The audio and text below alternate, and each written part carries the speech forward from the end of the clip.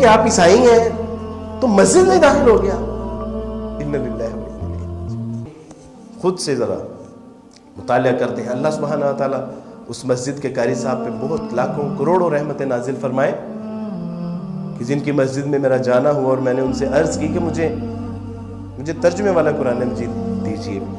تو انہوں نے کہا کہ آپ کے گھر میں نہیں ہے. تو میں نے کہا کہ وہ ہمارے گھر میں کیسے ہوگا, میں تو عیسائی ہوں. تو انہوں نے کہا کہ آپ عیسائی ہیں تو مسجد میں داخل ہو گیا. اِنَّ لِلَّهِ وَإِنَّا إِلَيْهِ رَاجِعُونَ.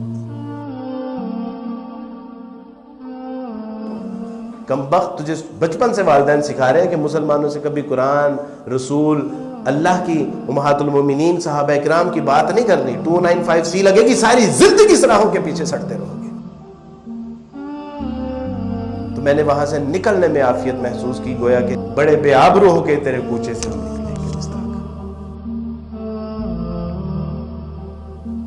ادھر ہندو جو ہیں وہ اچھوت لوگوں کو ہاتھ نہیں لگانے دیتے, گیتا کو, رامائن کو, اور ادھر مسلمان عیسائیوں کو ہاتھ نہیں لگانے دیتے.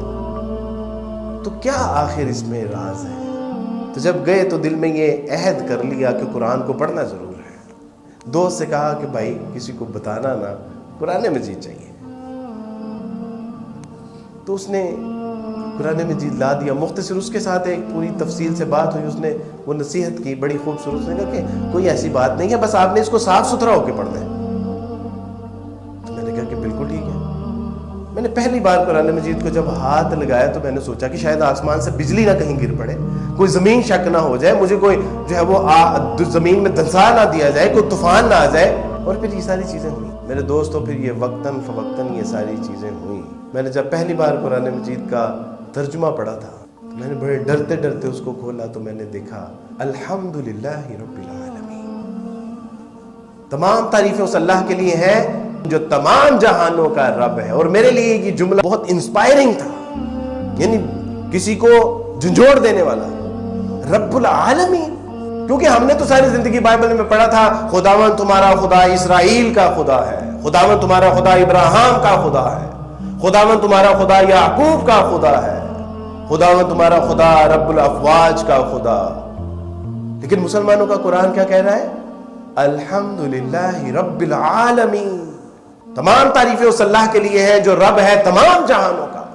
الرحمن الرحیم, وہ مہربان ہی نہیں وہ بہت زیادہ رحم کرنے والا ہے.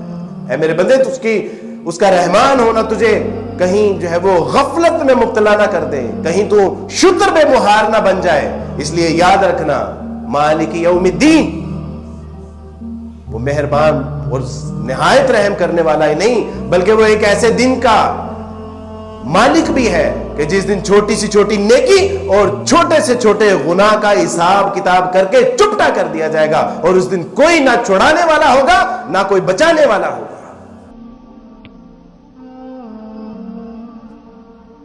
ایاک نعبد و ایاک نستعین اہدنا الصراط المستقیم. اے میرے بندے, کس کا متلاشی ہے؟ سیدھے راہ پہ چلنا چاہتا ہے, جنتوں کا متلاشی ہے, اللہ کی رضا چاہتا ہے, اس کی ناراضگی سے بچنا چاہتا ہے, دوزخ کی آگ سے بچنا چاہتا ہے. مسیح علیہ الصلوۃ والسلام نے کہا ان اللہ ربی و ربکم فاعبدوہ ھذا صراط مستقیم. کہ یا اللہ عجیب کلام. میں نے کہا کہ یہ وہی کلام نہیں ہے جس طرح تورات, زبور, انجیل تھی, وہ بھی تو اللہ کا کلام ہی تھا, لیکن ان کا حال کیا ہو؟ ثمناً قلیلا, چند پیسوں کی خاطر ان میں بڑھا دی گئی چیزیں, گھٹا دی گئی چیزیں. تو میں نے کہا کہ اسی طرح یہ کلام, تو قرآن نے کہا کہ نہیں, الف لام میم ذالک الکتاب لا ریب فیہ ھدی للمتقین. الف لام میم یہ وہ کتاب ہے کہ جس میں شک شبہ نہیں, شک شبے کا شائبہ بھی نہیں ہے. ان کنتم فی ریب مما نزلنا علی عبدنا فأتوا بسورۃ من مثلہ. اگر تمہیں شک ہے اس کتاب کے بارے میں جو ہم نے اپنے بندے محمد میں نازل کی ہے تو ایسے کرو کہ پھر اس جیسی ایک صورت ہی لے آؤ. اور اگر تم نہ کر سکو اور ہرگز نہیں کر سکتے تو پھر ڈرنا چاہیے تمہیں اللہ کے شدید ترین عذاب سے. کہ یا اللہ یہ مسلمان ہمیں اس کو ہاتھ لگانے سے کیوں روکتے ہیں؟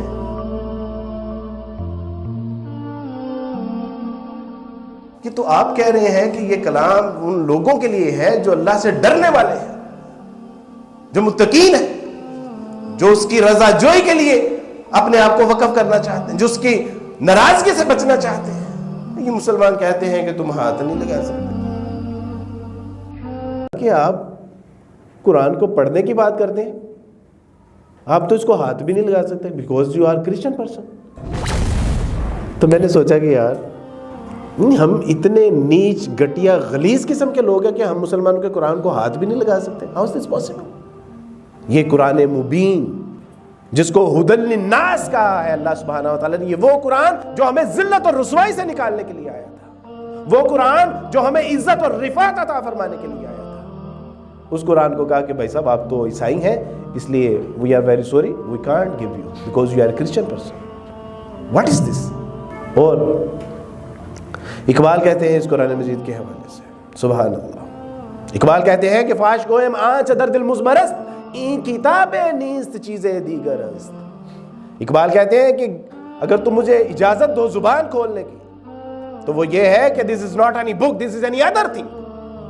تم نے اس کو کتاب سمجھ لیا ہے؟ نہیں، یہ کتاب نہیں ہے۔ کتابیں تو ایک بار پڑھنے کے بعد دوبارہ پڑھنے کو جی نہیں چاہتا، بوسیدہ ہو جاتی ہیں، دوبارہ دل نہیں کرتا اس کتاب کو ہاتھ لگانے، لیکن یہ کتاب نہیں ہے۔ this is any other thing۔ مثل حق پنہا ہم پیداست نہیں، زندہ و پائندہ و گویاست نہیں۔ اقبال کہتے ہیں کہ یہ تو ذاتی باری تعالیٰ کی تجلی کی مانند ہے۔ ادھر اللہ سبحانہ و تعالیٰ سے خواہش طفل کی جاتی ہے، موسیٰ علیہ السلام کہتے ہیں کہ اللہ I want to see you۔ اللہ کہتے ہیں کہ بھی تم نہیں دیکھ سکتے، ہاں میں اپنی ایک تجلی پہاڑ پر ڈالتا ہوں، اگر پہاڑ اپنی جگہ پر قائم دائم رہا تو پھر تم مجھے دیکھ لو گے۔ اور کیا ہوا؟